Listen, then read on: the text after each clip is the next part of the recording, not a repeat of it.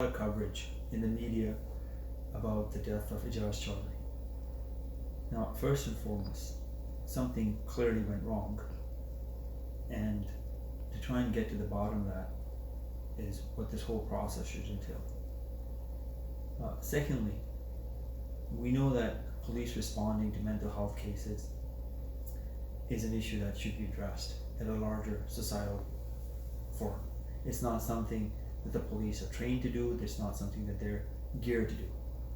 So perhaps the better option is for healthcare providers or somebody with training in mental health to attend for these kind of calls. But the bottom line is the family called the police.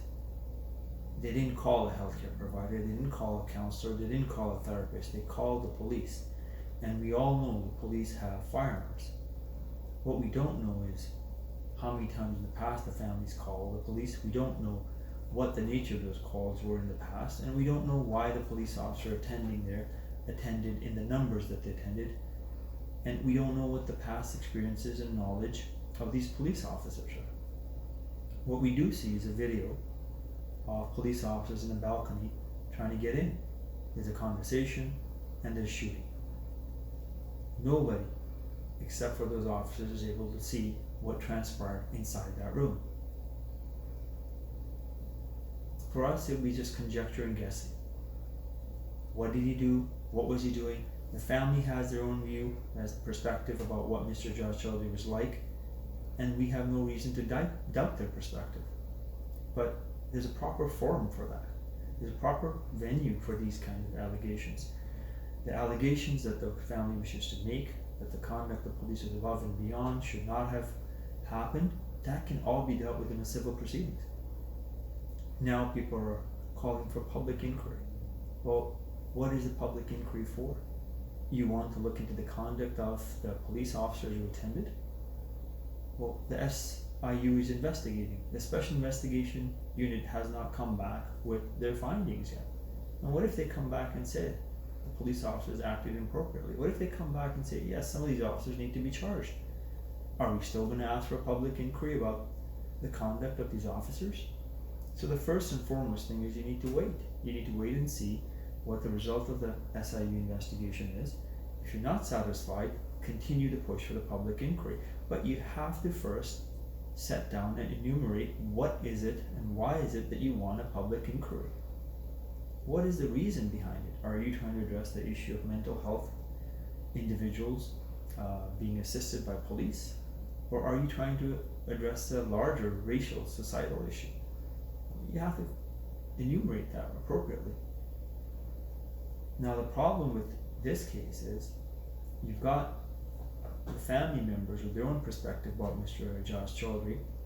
The police officers are certainly going to give their own version to the SIU. You want to get to the truth, there's one way to get to the truth, and that would be the lawsuit. When you start a lawsuit and name defendants, they have to file a defense. You can no longer hide behind police policies and procedures and without prejudice discussions. They have to file a defense. They have to tell you why they did what they did. Each officer will have to file a defense. In fact, these officers may file counterclaims. They may claim against each other. That may happen, it may not happen. But the best venue, the best vehicle for discovering what happened, especially from the perspective of the family, is a lawsuit. And this is very, very common in the United States. We seem to follow the US in a lot of things that they do. One of the most common things that happens in the United States is after a wrongful death finding or an inquiry, a lawsuit is launched. What better way to find out what happened? You get these officers one by one. They have to answer under cross-examination and under oath as to why they did what they did and what steps they took. And each officer will be isolated from each other, and you get that evidence out. And that is what's going to help you to figure out what happened that day and how you can prevent that. The family is clearly unhappy with what happened and they're saddened by what happened, but ultimately a public inquiry is not going to result in discovery of what transpired, because that's going to be again done by individuals who have been appointed to positions and they have their own agendas. If you want to discover what happened, you need to get a lawyer. You get a lawyer who's going to push for a singular objective, and that is the objective and the point of view to be pushed forward for Mr. Choudry and his family. And that will be safeguarded by a lawyer who's out to protect their family. And then you discover what you want to discover.